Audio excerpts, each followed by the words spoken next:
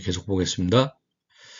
그래서 아담 스미스의 절대 우위론을 아주 쉬운 예로 한번 우리가 그 원리랄까요? 그 개념을 한번 살펴보도록 하겠습니다.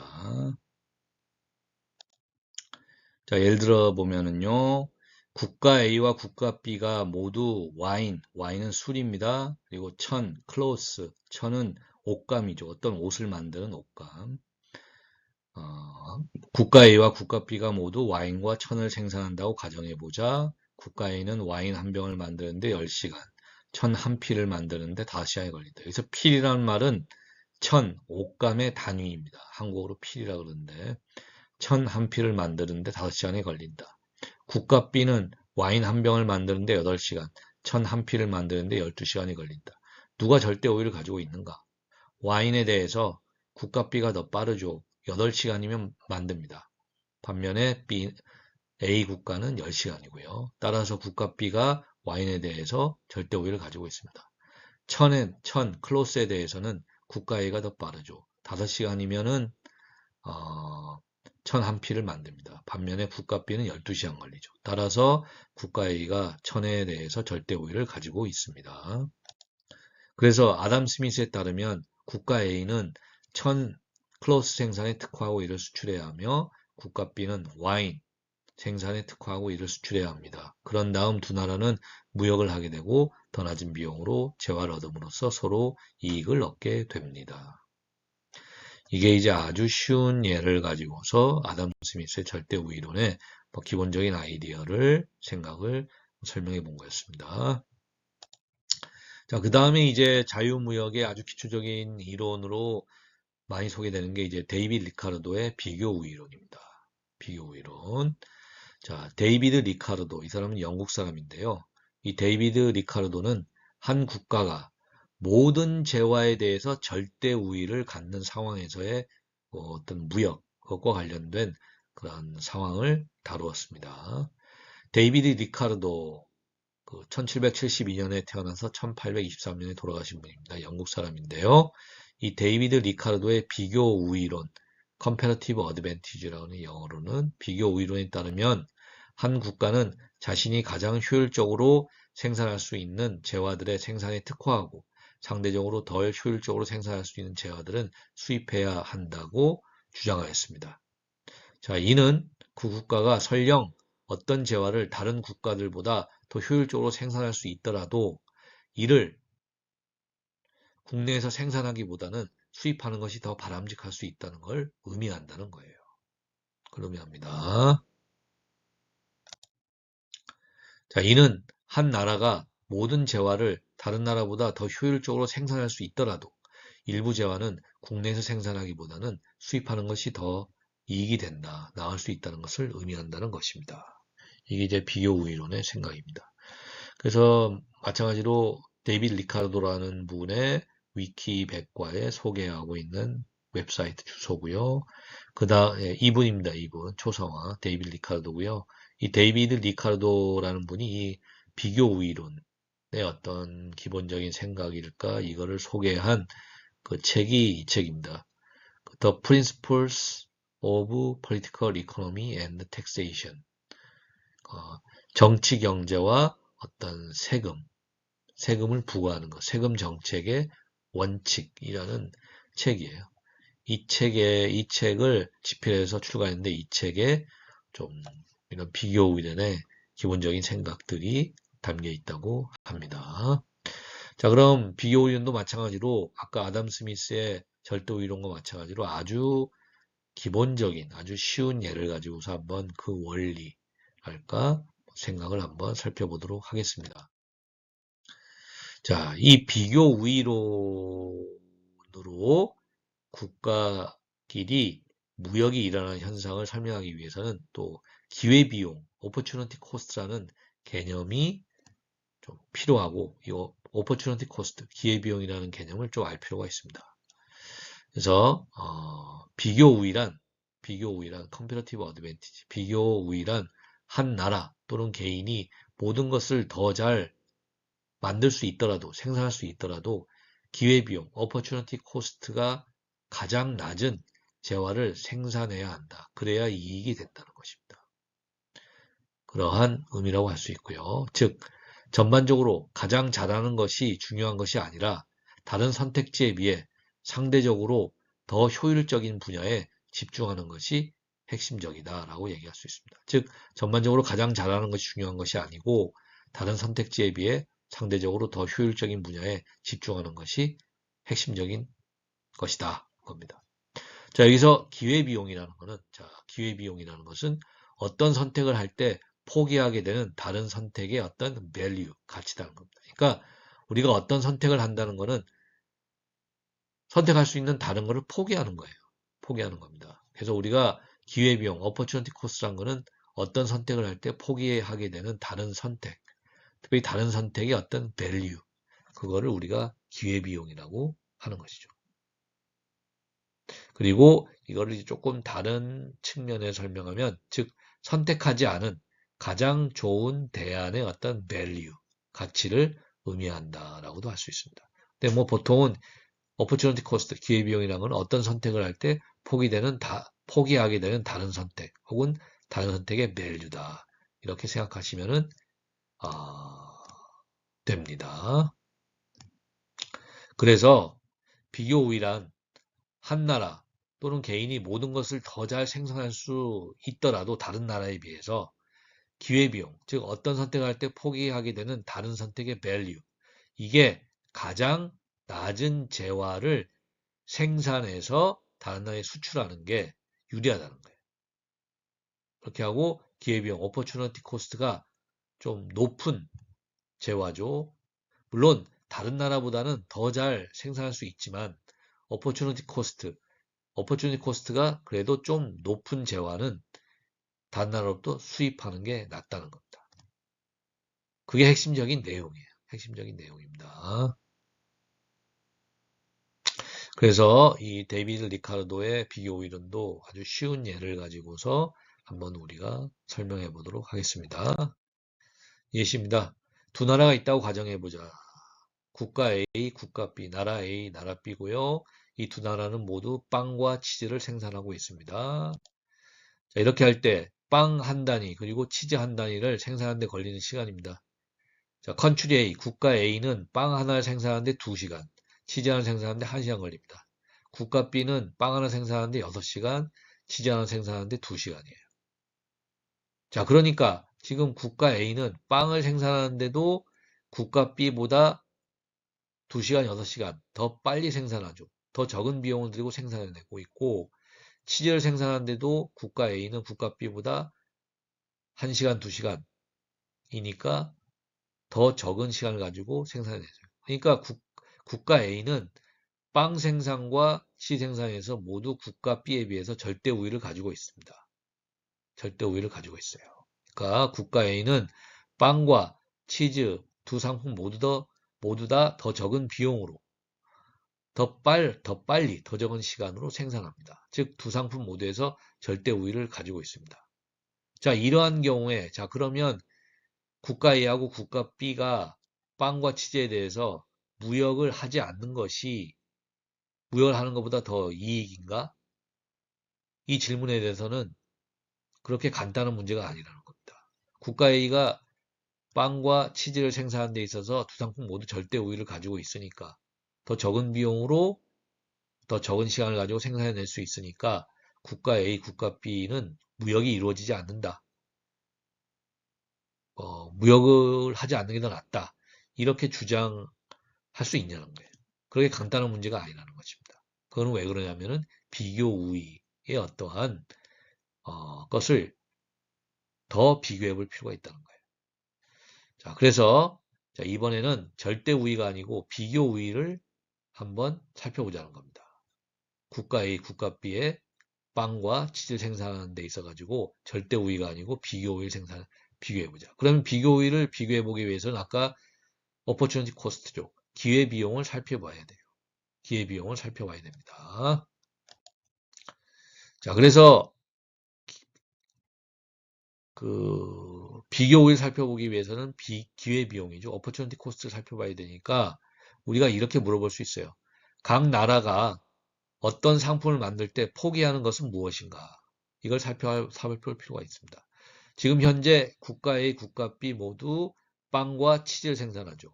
그러면 우리가 빵 하나를 생산할 때 포기하는 것, 그리고 치즈 하나를 생산할 때 포기하는 것, 이러한 것들을 살펴봐야 된다는 거예요.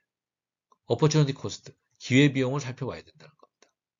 그게가 돼요. 자, 그래서 국가 A부터 보죠. 국가 A부터 보면 국가 A는 지금 빵 하나를 생산하는 데는 어떻게 돼요? 빵 하나를 생산하는데 2시간을 쓰죠.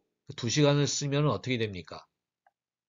치즈 하나를 생산하는데 1시간 쓰게 되니까 치즈 2개를 생산할 수 있는데도 빵 하나를 생산하고 있는 거예요. 그러니까 치즈 2개를 포기한 겁니다. 그렇게 되죠. 다시 한번 보면요. 지금 국가 A인 경우에 빵 하나를 생산하는데 2시간 걸리죠.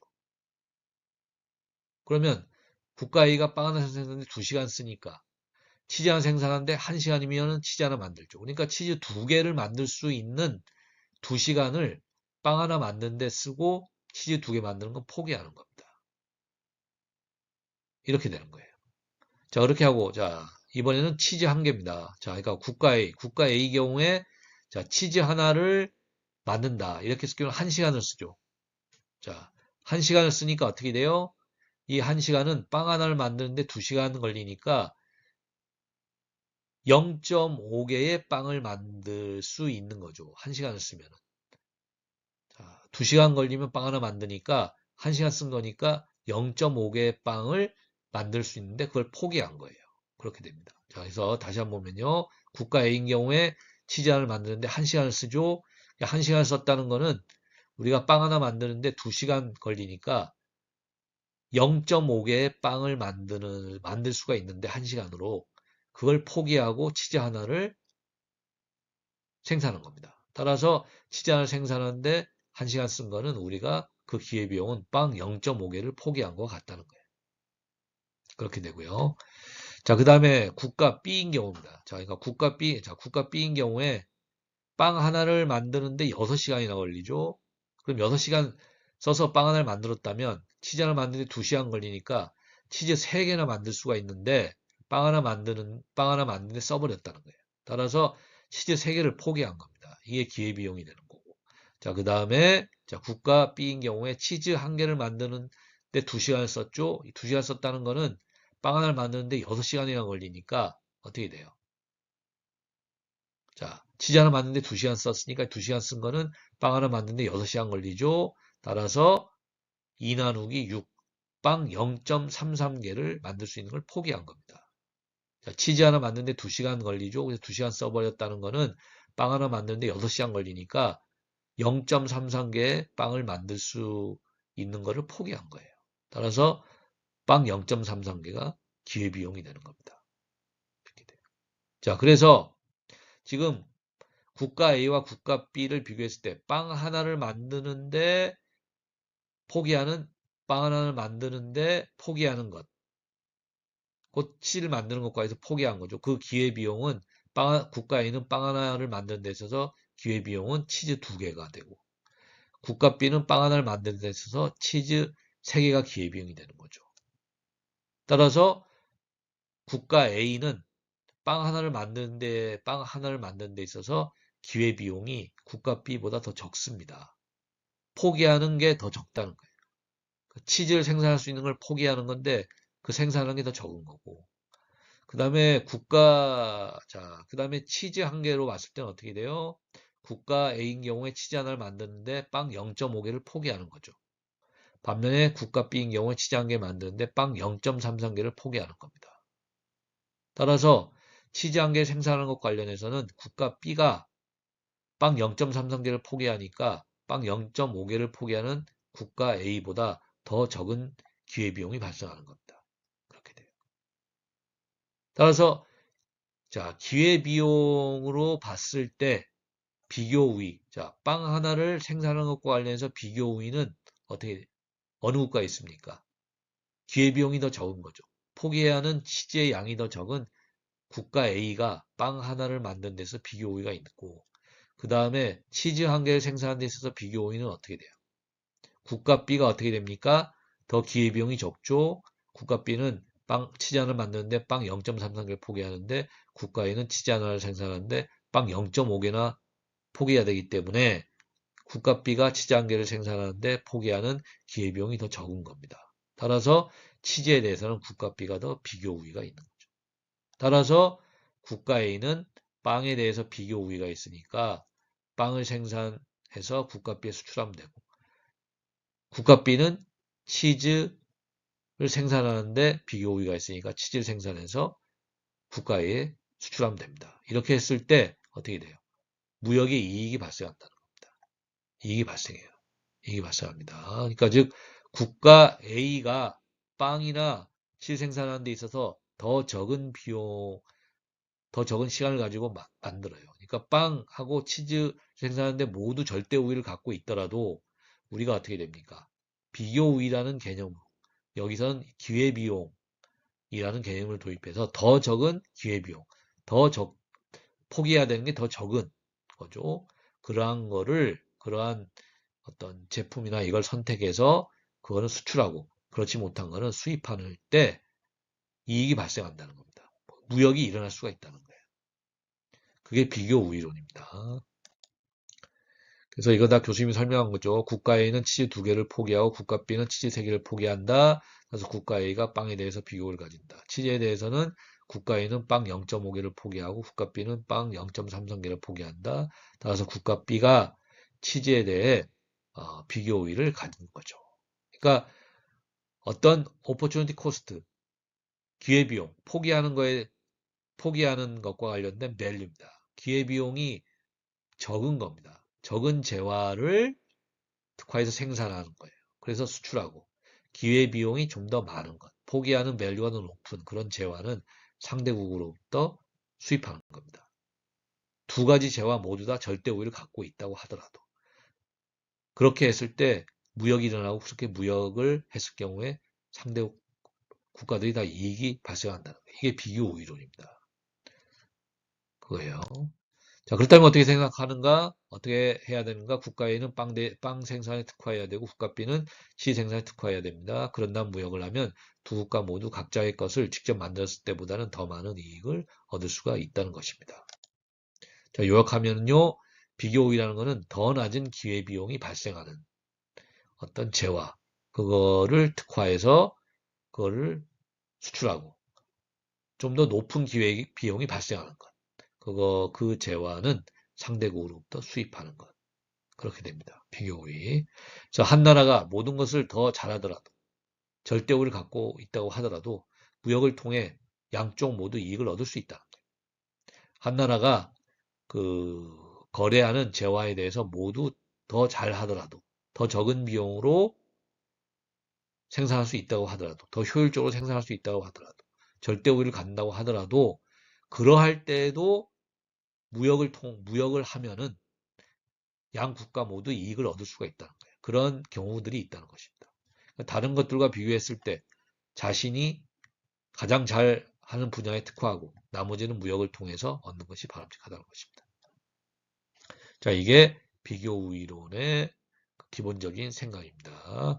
교수님이 다시 설명하지 않겠습니다. 다시 설명하지 않을 테니까 혹시 비교 우위론이 조금 헷갈리는 학생들은 교수님이 소개한 아주 쉬운 예죠. 이 예를 좀 여러 번 이렇게 생각해 보세요. 그리고 opportunity cost, 기회비용이라는 개념을 도입해서 이렇게 한번 생각해 보시면은 이해가 되실 것입니다. 자, 그래서 이 데이비드 리카르도의 비교 우위론, 아담 스미스의 절대 우위론도 그렇지만 특히 이 데이비드 리카르도의 비교 우위론은 우리가 무역 이론, 현대에 와서 발전된 무역 이론에도 매우 아주 중요한 영향을 미쳤습니다. 하지만 어떻게 돼요? 모든 이론이나 사상이라는 게 그 이론이나 사상을 만들어진 어떤 시대의 어떤 제약, 한계 속에서 만들어지는 거죠. 마찬가지로 데이비드 리카르도 이 영국의 경제학자가 비교 우위론을 주장했을 때, 한 18세기 말에서 19세기 초엽의 어떤 영국 경제나 세계 경제의 어떤 상황과 지금 현대 경제 상황은 많이 다를 수가 있다는 겁니다. 그래서 이 데이비드 리카르도의 비교 우위론, 여기는 어떤 어썸션, 가정들이 포함되어 있어요. 이 비교 우위론, 이걸 설명하는 데 있어서 어떤 어썸션, 가정들이 있는데, 그러한 가정들이 좀 현대의 어떤 현대 경제, 현대의 어떤 세계 경제, 그런 상황과는 조금 잘 부합하지 않을 수도 있다는 것입니다. 그래서 우리가 데이비드 리카르도의 비교 이론을 어떤 현대 경제 국가 간의 무역에 적용하는 데 있어 가지고는 데이비드 리카르도가 당시 어떤 영국 경제나 세계 경제에 와 관련해서 그러한 어떤 제약이죠. 어떤 비교 이론을 주장했을 때 어떤 어썸션, 가정과 현대 경제에 있어서 어떤 상황은 좀 많이 다를 수 있기 때문에 그런 이제 데이비드 리카르도의 비교 우위론, 이거를 현대 경제에 적용하는 데는 어떤 그런 어썸션, 적용된 가정에서 좀 주의할 필요가 있습니다. 그래서 이러한 내용들, 그런 데이비드 리카르도의 어떤 비교 우위론에 사용된 어떤 어썸션, 가정이죠. 이러한 것과 관련해서 데이비드 리카르도의 비교 우위론을 현대 경제에 적용하는 데 있어 가지고 어떤 문제점이나 어떤 그러한 문제점에 대해서 좀 극복하는 어떤 데이비드 리카르도가 사용한 비교 우위론을 사용한 가정을 좀 변화시키거나 뭐 이러한 내용들, 이러한 좀 심화된 내용도 우리 수업 교재에서는 소개되고 있습니다. 그래서 혹시 관심 있는 학생은 한번 읽어보시죠. 좀 심화된 내용입니다. 자, 하지만 어쨌든 데이비드 리카르도가 주장한 비교 이론이 당시의 어떤 영국 경제 혹은 세계 경제의 어떤 상황 속에서 비교 이론에 사용된 어썸션이 가정이 어떤 현대 경제의 무역에 그대로 적용되기에는 조금 이제 주의를 하거나 이렇게 해야 될 필요가 있다고 하더라도 데이비드 리카르도의 비교 이론은 어떤 국가 간에 일어나는 무역을 설명하는 이론으로서 매우 좀 중요한 영향을 미쳤다. 그렇게 보셔도 될 거라고 생각합니다. 예, 그렇게 보고요. 자, 그 다음에는 이제 현대 주요 무역 이론입니다. 그러니까 무역이라는 현상을 설명하는 데 있어 가지고 특별히 자유무역이죠. 국가 간에 서로 상호 이익이 되는 어떤 자유로운 무역, 정부가 그렇게 개입하지 않는 이런 자유무역의 어떤 기초적인 이론이 된 게 아담 스미스의 절대우위론과 데이비드 리카르도의 비교우위론인데, 이 아담 스미스의 절대우위론과 데이비드 리카르도의 비교우위론은 18세기에서 한 19세기 초엽 정도에 만들어진 이론이에요. 그래서 우리가 아마 고전적 무역이론이다, 클래시컬 트레이드 티어리다, 뭐 이렇게 불리는 걸로 알고 있습니다. 무역 현상을 설명하는데 18세기나 19세기 초엽 무렵에 만들어진 이론이기 때문에 좀 고전적인 그러한 이제 무역 이론이라는 거예요. 물론 아담 스미스의 절대우 이론과 데이비드의 비교 이론이 현대 무역 이론에도 많은 영향을 미치긴 했습니다만은 고전적인 무역 이론이다 이렇게 얘기하고, 보다 현대에 들어와서 20세기 현대에 들어와서 어떤 세계 경제 그 속에서의 어떤 무역 현상을 설명하기 위해서 만들어진 이론, 그러한 이론들이 현대 무역 이론이다. 뭐 이렇게 이름 지어질 수 있습니다. 그래서 어떤 현대 무역 이론으로는 뭐 헥셔 올린 이론, 제품 수명 주기 이론, 신무역 이론, 마이클 포터의 다이아몬드 모형 이론, 이 네 가지를 우리 수업 교재는 소개하고 있습니다. 그래서 이 이론들의 어떤 구체적인 내용, 뭐 이런 것들을 우리가 자세하게 다루기는 좀 어렵고요. 이러한 현대의 무역 이론들의 핵심적인 주장이 뭐냐? 그러니까 무역이라는 현상이 왜 발생하느냐? 뭐 이런 거에 대해서 설명하는 게 무역 이론인데, 현대의 무역 이론들이 주장하는 핵심적인 내용, 왜 무역이 발생하느냐? 그리고 무역이 어떤 나타나는 패턴은 어떠한가? 왜 무역이 발생하며 무역이 발생하는 어떤 특징, 패턴은 어떠한가? 이런 것 관련해서 핵심적인 주장이 뭔가? 그 정도만 여러분들이 아셔도 매우 훌륭하고 충분하다고 생각합니다. 그래서 이러한 현대 무역 이론의 핵심적인 아이디어, 주장이 뭔지 뭐 그 정도를 보는 선에서 이 부분을 마치도록 하겠습니다. 그러니까 20세기에 들어서 그 무역 현상을 설명하기 위한 이론으로 그 주장된 것들이죠. 그래서 먼저 헥시어 올린 이론입니다. 이 헥시어 올린 이론은 스웨덴의 경제학자 엘리 헥시어와 베르틸 올린이라는 사람이 그 주장한 무역 이론이라고 할 수 있어요. 자, 이 사람들은 그러면 무역이라는 게 왜 발생하는가? 그리고 그 발생하는 무역의 패턴이나 특징은 어떠한가? 이걸 설명하는 데 있어가지고 이 사람들은 어떻게 주장했냐면은 자, 국가들의 요소 부전도, 영어로는 factor endowment라고 합니다. 국가들의 요소 부전도, 요소 부전도라는 말은 factor endowment라는 말은 한 국가가 토지, 노동, 자본과 같은 생산 요소들을 보유하고 있는 정도예요.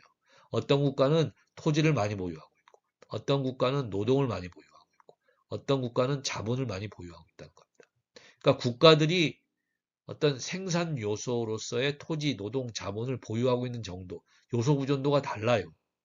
요소 구전도가 다르기 때문에 그로 인해서 이러한 생산 요소들의 어떤 가격 차이가 발생한다는 겁니다. 국가들마다. 어떤 국가는 토지가 풍부하고 어떤 국가는 노동이 풍부하고 어떤 국가는 자본이 풍부합니다. 생산 요소로서 그렇다는 거예요. 이러한 게 다르다는 겁니다. 자, 그렇기 때문에 자, 국가들이 자국의 더 풍부한 생산 요소죠. 뭐 토지가 더 풍부한 국가도 있고 노동이 더 풍부한 국가도 있고 자본이 더 풍부한 국가들이 있는데 국가들이 자국의 더 풍부한 생산 요소들을 많이 사용하는 재화 이러한 것들은 생산해서 다른 나라에 수출하고 그리고 이 국가의 희소한 풍부하지 않은 생산 요소들입니다. 어떤 국가는 토지가 적고 노동이 적고 자본이 적은 거예요. 이러한 희소한 생산 요소들을 사용해야만 생산할 수 있는 재화들은 다른 국가로부터 수입한다는 겁니다. 이런 식으로 이런 이유 때문에 무역이 발생한다는 거고 이런 이유 때문에 무역이 발생하고 어떤 국가는 어떤 재화를 주로 수출하고 어떤 국가는 어떤 재화를 주로 수입하고 이러한 무역의 어떤 특징, 패턴이 나타난다는 겁니다. 이게 헥시어 올린 이론의 핵심적인 생각이에요. 핵심적인 생각입니다. 뭐 이거는 뭐 우리가 좀 쉽게 얘기할 수도 있죠. 예를 들어서 뭐 중국이나 베트남이나 뭐 이런 나라들은 노동이라는 생산 요소가 풍부하다는 겁니다. 사람들의 노동력이 풍부해요. 그러면 중국이나 베트남은 노동이라는 생산 요소, 사람들의 노동력이죠. 노동력이 많이 있어야지 생산할 수 있는 어떤 재화들, 이런 거는 많이 만들어서 다른 나라에 수출하게 된다는 겁니다. 그렇게 하고 어떤 뭐 대신에 뭐 중국이나 베트남의 이런 나라들은 뭐 자본이나 뭐 이런 게 부족하다. 생산소가 부족하다. 그러면 자본이 많이 투입돼야지 생산될 수 있는 그러한 재화들 이런 거는 중국이나 베트남은 수입하게 되고 자, 그래서 국가 간의 무역은 이런 이유 때문에 발생하고 이런 특징이나 패턴을 보인다는 겁니다. 이게 헥시어 올린 이론의 핵심적인 생각입니다. 자, 그 다음에는 제품 수명 주기 이론입니다. 프로덕트 라이프 사이클 티어리예요. 이거는 이제 레이먼드 버논이라는 사람에 의해서 주장된 이론들입니다. 자, 이 이론은 뭐냐 하면 그 제품, 자, 사람도 어떻게 돼요? 갓난아기죠. 막 태어나서 갓난아기였다가 그 다음에 유아기, 그 다음에 어린애, 갓난아기였다가 어린아이 시절이 있고 그 다음에 청소년의 시절이 있고 그 다음에 성인이 되고 성인이 된 다음에 나이 들면은 중년이 되고 그 다음에는 노인이 되고 그 다음에 사망하죠. 죽잖아요. 마찬가지로 제품도 어떻게 됩니까? 막 연구개발돼서 시장에 막 생산돼서 공급되는 그런 단계가 있고 그 다음에 시장에서 어느 정도 많이 생산돼서 많은 사람들이 사용하게 되는 어떤 그런 성숙하는 단계가 있고 그 다음에 어떻게 돼요? 시장에서 대부분의 사람들이 그 제품이나 서비스를 이제는 다 갖고 있다는 거예요. 다 갖고 있어서 더 이상 그 제품이나 서비스를 구매하는 사람들이 없는 그런 쇠퇴하는 단계, 죽어가는 단계가 있다는 겁니다. 제품도. 그래서 이런 제품이 처음에 연구개발돼서 처음에 시장에 소개되는 단계, 도입하는 단계, 그 다음에 성장하는 단계, 그 다음에 성숙하는 단계, 그 다음에 쇠퇴하는 단계. 이런 단계에 따라서 어떻게 돼요? 선진국가, 그 다음에 개발도상국가, 어느 국가가 그 제품을 생산해서 수출하느냐. 이러한 무역의 패턴이 달라진다는 겁니다. 달라진다는 거예요. 그러니까 어떤 제품의 제품 수명 주기에 따라서 처음에 연구개발돼서 시장에 소개되는 단계야 아니면은 시장에서 많은 사람들에서 팔리는 성장하는 단계야 그리고 이제는 많은 사람들이 생산이 많이 된 많은 사람들이 대부분 갖고 있는 단계야 성숙하는 단계야 이제는 더 이상 사람들이 그 제품이나 서비스를 다 갖고 있어서 생산되지도 않고 팔리지도 않는 쇠퇴하는 단계야. 이런 제품의 수명 주기에 따라서 선진국에서 생산해서 수출하느냐 아니면은 뭐 개발도상 혹은 신흥시장 국가에서 생산해서 수출하느냐 이런 게 달라진다는 겁니다. 달라진다는 거. 그게 제품 수명 주기 이론입니다. 자, 레이몬드 버논이라는 사람이 주장했고요. 자, 이거는 신제품이 어느 국가에서 먼저 출시되느냐에 따라서 무역 패턴이 영향을 받는다고 설명하는 겁니다.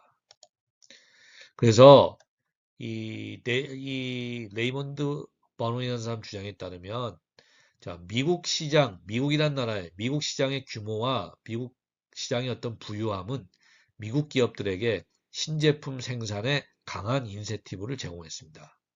그래서 많은 주요한 제품들의 새로운 제품은 미국에서 최초로 개발되고 판매되다가 시간이 지나 다른 선진국들이죠. 유럽의 국가들이나 이런 국가들의 그 제품에 대한 수요가 증가하면 어떻게 돼요? 미국은 유럽이나 이런 국가들로 수출을 하게 되죠.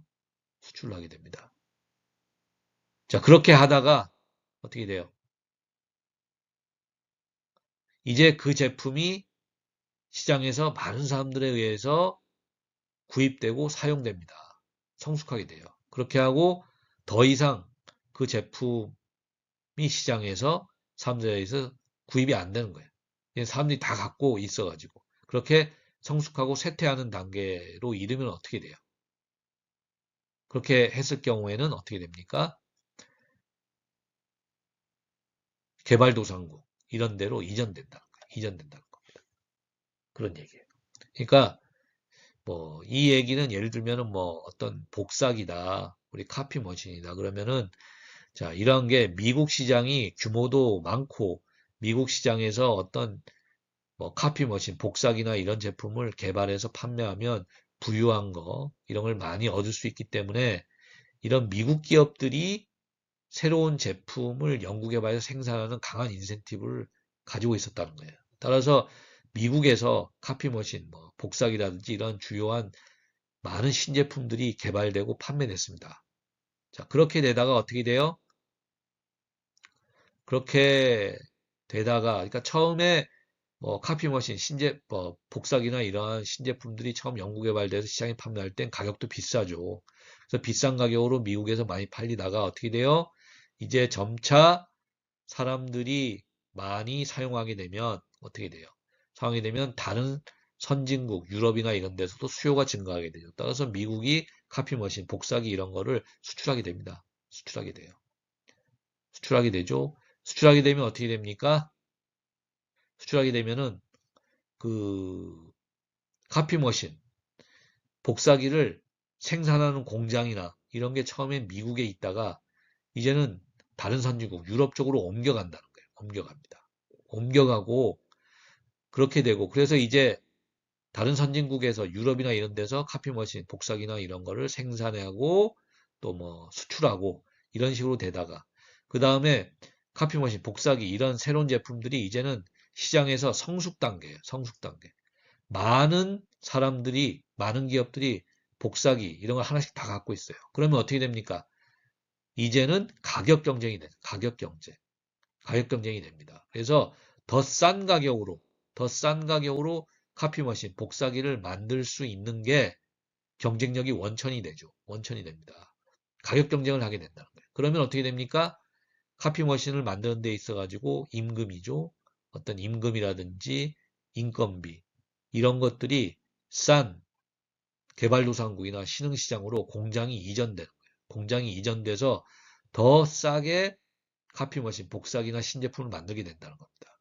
시장이 성숙하게 되면 제품 수명 주기에서 성숙 단계나 쇠퇴 단계로 가면은 어떻게 돼요? 가격 경쟁이 됩니다. 이거는 사람들이 다 대부분 다 갖고 있다는 거예요, 이제는. 기업들이 갖고 있어. 그러다 보니까 더 싸게 만드는 것. 이게 경쟁의 원천이 되다 보니까 더 저렴한 인건비, 임금을 주고 그러한 카피머신, 복사기나 이런 걸 만들 수 있는 개발도상국으로 어떻게 돼요?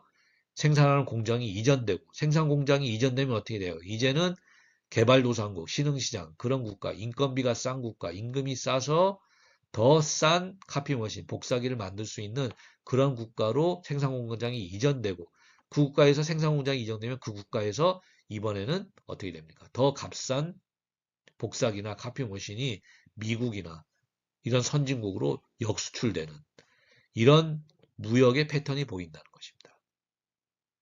그게 제품 수명주기 이론의 핵심적인 내용이에요. 그래서 대부분의 새로운 제품, 신제품들은 미국에서 개발돼서 판매된다는 거예요. 처음엔 비싸게 판매되다가 미국에서 수요가 어느 정도 많아지면 어느 정도 충당되면 그 다음에는 유럽이나 이런 다른 선진국에 수출이 되죠. 수출이 되고 그 다음에 이제 뭐 유럽으로 이제 뭐 공장이 이전되든지 뭐 이렇게 해서 유럽에서 또 공장이 이전돼서 거기서 또 만들어서 수출되고 이렇게 되고 그렇게 하다가 시장이 아주 성숙되고 쇠퇴하게 되는 거예요. 이제 많은 사람들이 그 신제품을 갖고 있으면 완전히 가격 경쟁이 이루어집니다. 싼 가격으로 만드는 게 경쟁력이에요. 그러다 보니까 임금이 저렴한, 임금이 싼, 인건비가 싼 개발도상국이나 이런 데로 생산 공장이 이전되는 거예요. 그 신제품이. 그 신제품의 수명 주기가 성숙 단계나 쇠퇴 단계로 가요. 그래서 이제 개발도상국이나 이런 곳으로 생산 공장이 이전돼서 생산 공장이 이전된 개발도상국에서 싼 임금이나 인건비로 그 신제품이 만들어져서 제품이 만들어져서 이번에 반대로 미국이나 뭐 이런 곳으로 수출하게 되는 거죠. 수출하게 돼요. 수출하게 됩니다.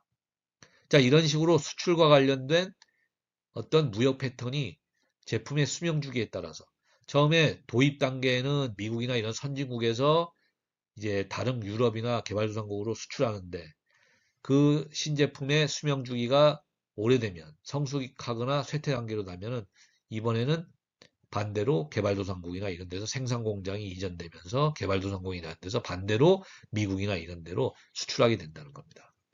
무역의 패턴이 달라진다는 겁니다. 이게 제품 수명주기 이론이다. 이렇게 설명할 수가 있습니다. 그래서 여기 이 사진, 이 그림 보면 그렇게 되죠. 제품 수명주기입니다. 신제품 단계, 처음에 제품이 막 개발돼서 판매하는 단계. 그 다음에 어느 정도 성숙하게 되는 단계입니다. 많은 사람이나 기업에 의해서 구입되고요.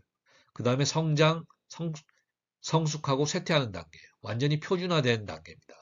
이런 단계에는 많은 사람이나 기업들이 이미 다 갖고 있고 그렇기 때문에 가격 경쟁이에요. 이제부터 아주 싼 가격의 제품을 만들어서 판매해야지 팔리는 겁니다. 그러한 단계로 이렇게 제품 수명 주기가 이렇게 진행되는데 초기 신제품 단계에는 어떻게 돼요?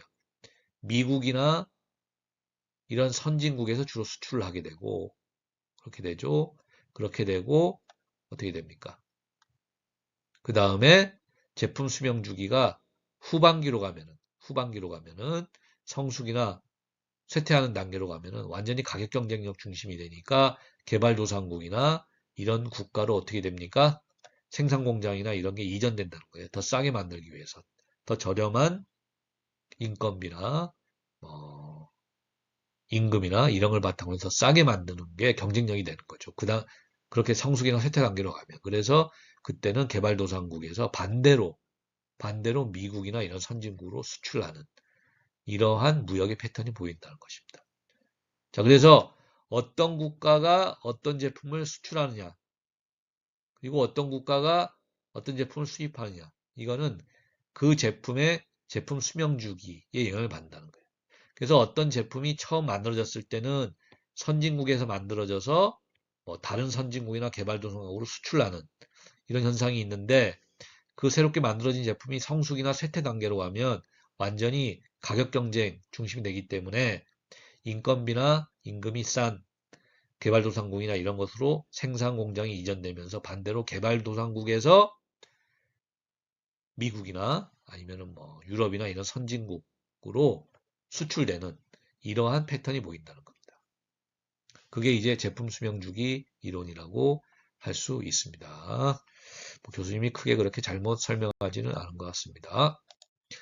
자, 시간이 좀 오래됩니다만은 나머지 그 신무역 이론과 그 다음에 마이클 포터의 그 다이아몬드 모형 이론까지 기초적인 그 아이디어, 주장을 살펴보고 마치도록 하겠습니다. 자, 신무역 이론이라는 거예요. 신무역 이론. 뉴 트레이드 띠어리라는 것입니다. 자, 이거는 무슨 말인가 하면, 자, 어떤 산업 혹은 어떤 제품은 규모의 경제를 달성하는 게 굉장히 중요한 경쟁력의 원천이라는 겁니다. 규모의 경쟁이라는 뭐냐 하면은, 규모의 경제라는 거는 많이 만들면 만들수록 생산량이 증가함에 따라서 그 제품의 단위당 생산 원가는 떨어지는 현상입니다.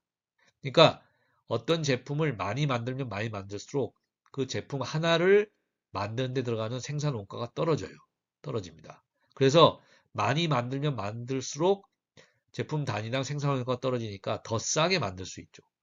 그래서 더 많이 만들어서 단위당 생산 효과가 떨어져서 규모의 경제를 이루면 더 싼 가격으로 더 많이 팔 수가 있습니다. 그래서 매출이나 수익을 더 올릴 수 있는 거예요. 이게 규모의 경제인데 이런 규모의 경제가 매우 중요한 경쟁력의 원천이 되는 그러한 제품이나 산업들이 있습니다. 대표적인 게 뭐 자동차나 항공기나 이런 거예요. 그러한 것들은 자동차나 항공기나 이러한 제품들을 생산하기 위해서는 생산 공장이나 생산 설비에 엄청난 비용이 들어갑니다. 비용이 들어가요. 따라서 그러한 들어간 비용을 만회하기 위해서는 어떻게 돼요? 규모의 경제를 달성해서 더 많은 자동차나 항공기를 만들어서 단위당 생산 원가를 떨어뜨려서 싼 가격이 더 많이 팔아야 그 자동차나 항공기를 생산하기 위해서 들어간 공장이나 설비나 이런 투자 비용을 회수할 수가 있습니다. 회수할 수가 있어요. 규모의 경제가 굉장히 중요한 제품이나 산업들이라는 겁니다. 자, 그러니까 이러한 규모의 경제가 매우 중요한 경쟁력의 원천이 되는 그러한 제품이나 산업인 경우에는 결국 어떻게 돼요? 생산량이 늘어야 됩니다. 더 많이 만들어서 제품 단위당 생산가를 떨어뜨려서 더 싼 가격으로 더 많이 팔아야지 어떻게 돼요? 비즈니스가 되는 거죠. 그렇게 돼요. 그러니까 더 많이 만들어서 단위당 생산가를 떨어뜨려서 더 싼 가격으로 더 많이 팔아야 돼요. 그러니까 어떻게 됩니까? 내수시장.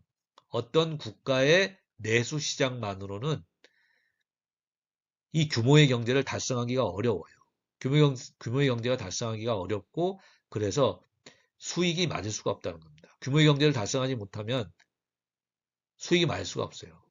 이런 제품이나 산업을 하기 위한 비즈니스를 하기 위해서 투자한 금액이나 이런 거를 만회할 수가 없습니다. 회복할 수가 없어요.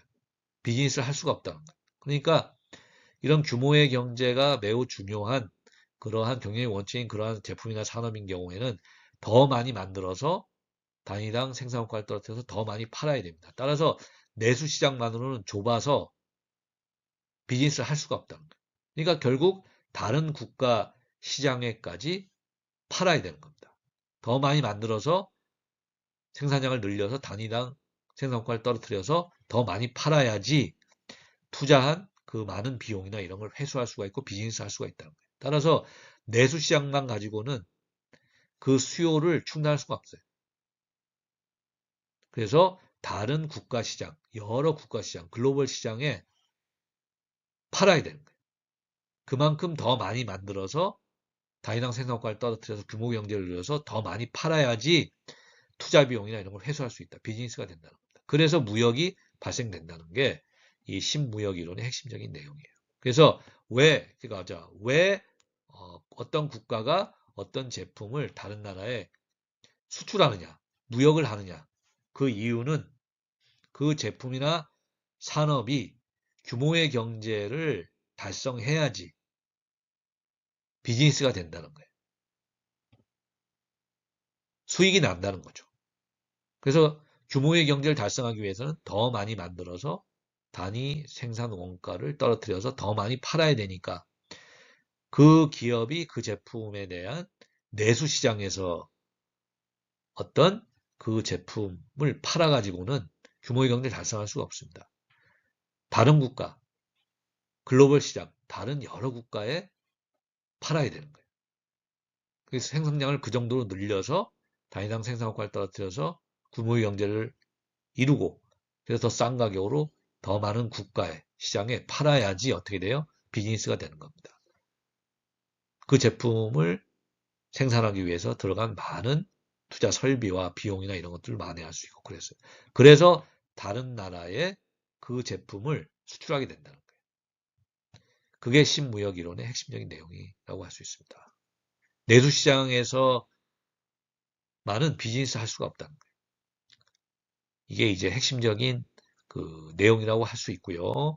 그리고 이제 또 다른 이제 추가적인 내용은 그러한 규모의 경제가 중요한 경쟁의 원천인 그러한 제품인 경우에는 내수시장이 좁기 때문에 다른 국가의 다른 국가 시장, 이런 국가 시장에 팔아야 된다는 겁니다. 꼭 결국 수출을 해야지 시장 규모가 커지고 시장 규모가 커지니까 더 많이 생산해야 되죠. 그래서 더 많이 생산해서 단위당 원가를 떨어뜨려서 더 싼 가격으로 더 많이 팔아야 된다는 거예요. 규모의 경제를 달성할 수가 있다는 겁니다. 내수 시장만 가지고 안 되고 다른 국가 시장에도 생산해서 팔아야 된다는 거예요. 그래서 무역이 발생한다는 건데 그런데 이제 그러한 제품인 경우에 규모의 경제가 중요한 제품인 경우에는 어떻게 돼요? 일반적으로 아까 말씀드린 것처럼 어떤 투자 규모나 생산 설비나 여기에 들어가는 비용이나 이런 게 굉장히 크기 때문에 자동차 산업이나 항공기 산업 이런 것들인데 이러한 산업들은 처음에 투자 비용이나 생산 설비 비용이나 이러한 것들이 엄청나기 때문에 그렇게 쉽게 비즈니스를 할 수가 없다는 거예요. 비즈니스 할 수가 없습니다. 그렇게 죄송합니다. 그렇게 쉽게 비즈니스 할 수가 없어요. 그래서 한 국가에서 그런 제품에 대한 비즈니스를 하는 기업들이 몇 개 많지가 않아요. 자동차를 만들거나 항공기를 만들어서 판매하는 그러한 기업들이 각 국가별로 많지가 않다는 거고 전 세계적으로도 많지가 않을 수가 있다는 겁니다. 그렇게 많지가 않습니다. 많지가 않은데 대신에 어떻게 돼요? 그러한 제품, 규모의 경제가 매우 중요하고 투자 비용이나 이런 게 엄청난 그러한 제품, 그러한 산업에서 선도 기업으로 처음에 그 산업에 진출해서 규모의 경제를 달성하고 규모의 경제를 달성해서 더 싼 가격으로 더 많은 국가에 판매해서 투자 비용 대비 매출액이 더 높고 그래서 수익을 올리고 이러한 단계로만 갈 수 있다면 어떻게 돼요? 다른 기업들이 쉽게 뛰어들지 못한다는 거예요. 그러한 제품이나 산업은 투자 비용도 굉장히 크고 그러기 때문에. 그래서 많은 이익을 얻어낼 수가 있다는 겁니다. 그러한 이제 제품이나 산업에서 성공한 기업들은. 그렇기 때문에 그 어떤 국가에서 그러한 제품이나 산업에서 성공하는 기업들을 키워내려고 하는 겁니다. 자동차 산업이나 항공기 산업이나 이런 산업에는 각 국가별로 몇 개 기업도 할 수가 없고 그런 비즈니스를 전 세계적으로도 그런 비즈니스를 많이 할 수가 없다는 거예요.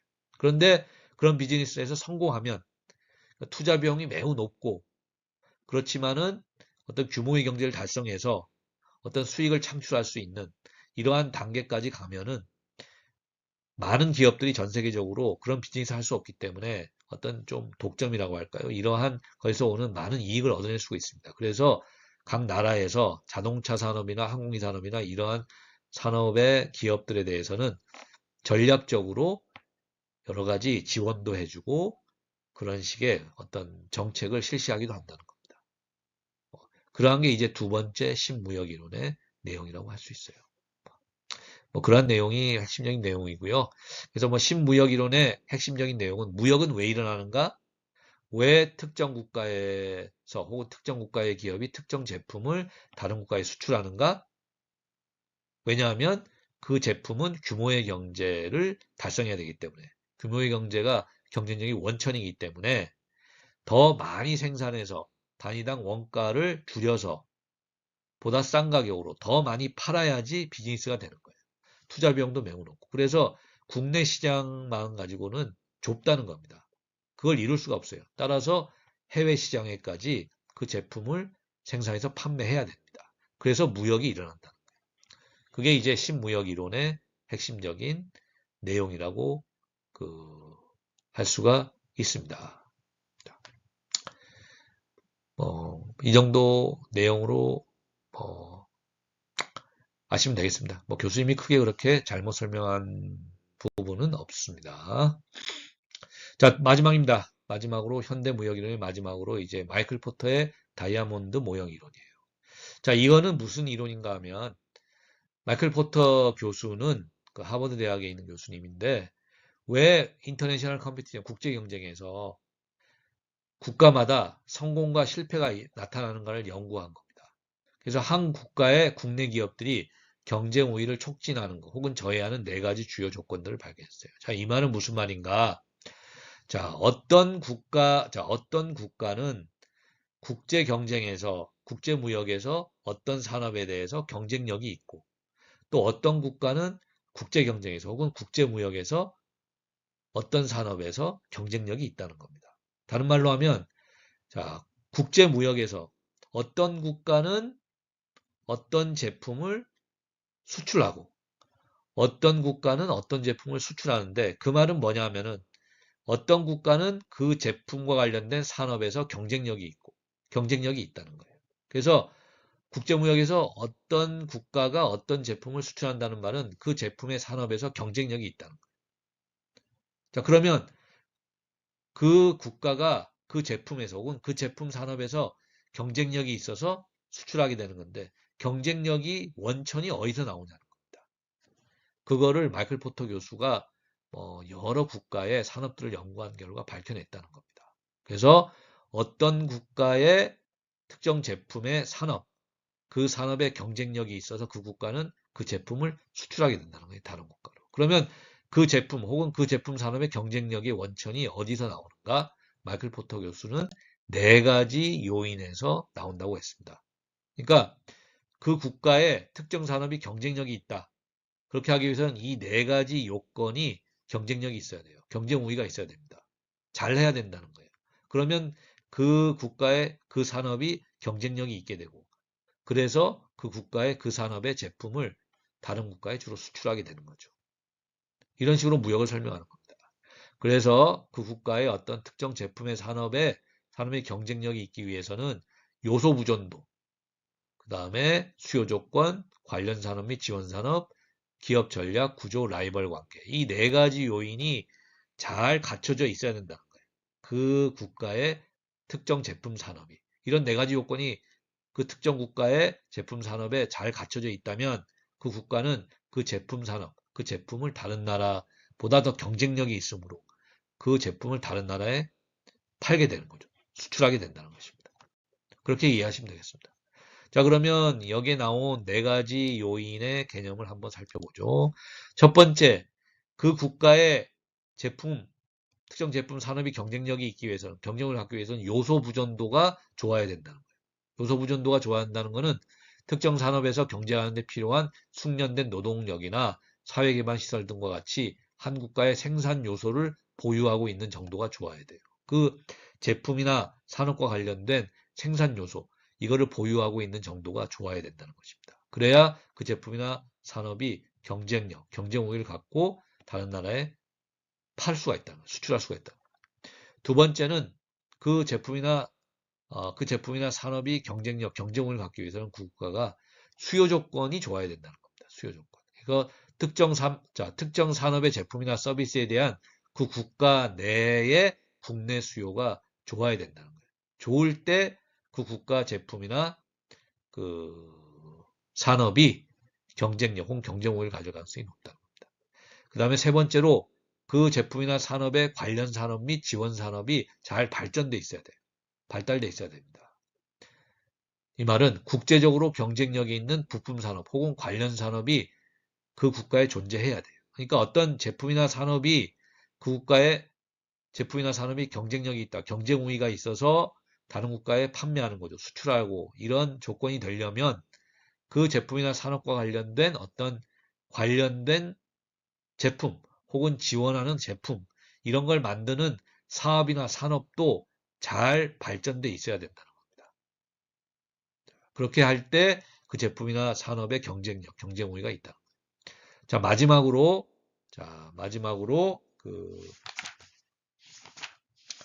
어떤 그 제품이나 그 서비스, 어떤 국가의 제품이나 산업이 경쟁력이 있고 경쟁 우위가 있어서 어떤 다른 나라에 판매하는 거죠. 수출하고 이런 정도가 되기 위해서는 그, 그 제품 산업의 기업의 전략, 구조, 그리고 라이벌 관계, 이러한 것들이 잘 형성되어야 한다는 것입니다. 이 말은 다른 말로 하면 기업의 창업, 기업을 창업하는 것, 그리고 조직화하는 것, 그리고 경영 활동을 결정하는 제반 조건들, 그리고 그 국내에서 그 제품이나 산업과 관련된 기업들 간의 어떤 라이벌 관계, 경쟁 관계, 이런 것들이 잘 갖춰져 있을 때 그 제품이나 산업이 경쟁력 있고 경쟁 우위를 가질 수 있어요. 그래서 그 국가의 그 제품이나 산업이 다른 국가에 수출하고 이런 현상들이 발생할 수가 있다는 겁니다. 그래서 마이클 포터의 다이아몬드 모형 이론은 자, 어떤 국가가 어떤 제품을 다른 국가에 수출하는 것, 어떤 국가가 어떤 제품이나 산업에서 다른 국가보다 더 경쟁력, 경쟁 우위를 갖게 되는 이유가 무엇인가? 그걸 밝혀냈는데 이 네 가지 요인이죠. 이 네 가지 요인이 잘 갖춰져 있을 때, 잘 발전해서 갖춰졌을 때 그 제품이나 산업은 경쟁 우위 혹은 경쟁력을 갖게 되고 그 국가는 그 제품이나 산업의 제품이죠. 제품. 그거를 다른 국가보다 경쟁력, 경쟁 우위를 갖고 있으니 다른 국가에 수출하게 되고 이러한 현상이 나타나게 된다는 게 마이클 포터의 다이아몬드 모형 이론입니다. 어떤 국제무역을 설명하는 그 이론이라고 할 수 있겠습니다. 예, 그래서 교수님이 그 현대 무역 이론이죠. 그 아담 스미스의 절대 우위론, 그리고 데이빗 리카르도의 비교 우위론. 이것은 이제 자유무역의 기초 이론인데 어떤 이제 그 고전적 무역 이론이라고 합니다. 주로 18세기 그리고 19세기에 등장한 이론인데 이러한 이제 아담 스미스의 절대 우위론과 데이빗 리카르도의 비교 이론, 자유무역의 기초적인 이론인데 이러한 이론들을 계승하면서 아이들을 받아들이면서 현대에 와서 20세기에 와서 현대 무역 현상을 설명하는 이론으로 이제 많은 사람들이 받아들이고 있는 이론이 아까 교수님이 설명한 네 가지 이론인데 교수님이 생각했을 때는 그렇게 크게 교수님이 잘못 설명하거나 이러한 건 별로 없는 것 같습니다. 그래서 일단 이러한 현대의 무역 이론이죠. 이런 현대 무역 이론, 핵쇼 올린 이론, 그리고 제품 수명 주기 이론, 신무역 이론, 그리고 마이클 포터의 다이아몬드 모형 이론. 이런 이론들의 어떤 핵심적인 주장, 아이디어가 무엇인지 그 정도는 여러분들이 좀 아실 필요가 있습니다. 예, 이 정도로 해가지고 챕터 6 시간이 많이 지났습니다. 시간이 많이 지났는데 챕터 6 국제 무역 이론이죠. 이 챕터의 내용, 핵심적인 내용 교수님이 거의 다 설명했습니다. 그래서 국제 경영을 하는 기업 입장에서는 어떻게 돼요? 자, 국내에서 제품을 만들어서 해외 시장으로 바로 수출할 수도 있고 혹은 해외 국가에 진출해서 공장을 설립해서 거기에서 제품을 만들어서 다른 나라에 수출할 수도 있습니다. 자, 이처럼 우리가 국제경영을 하는 기업 입장에서는 수출하고 또 필요한 부품이나 원자재를 수입하고 이러한 어떤 수출, 수입이라는 활동 자체가 필수적인 것으로서 많은 관련이 있기 때문에 우리가 이러한 국가 간의 무역이 왜 발생하고 국가 간의 무역이 어떠한 패턴으로 나타나는지 이러한 무역 이론을 잘 이해할 필요가 있다는 거예요. 국제경영을 하는 경영자 입장에서는. 그래서 우리가 챕터 6 국제무역 이론도 국제경영과 관련해서 매우 중요한 그러한 챕터라고 할 수가 있겠습니다. 예, 시간이 많이 지났지만은 우리가 챕터 6 국제무역 이론까지는 이번 주에 다 마쳐야 될 필요가 있어가지고 어, 진행을 했습니다. 그래서 여러분들이 마지막 강의 동영상은 조금 양이 많습니다만은 여러분들이 좀 이해를 해주셨으면 하고요. 이번 주도 마찬가지로 강의 동영상을 보시고 복습 메모죠. 복습 메모를 간단하게라도 작성해서 제출해 주셨으면 합니다. 예, 이번 주 강의 동영상 오랜 시간 시청하고 학습하느라고 모두 수고하셨습니다. 예, 감사합니다.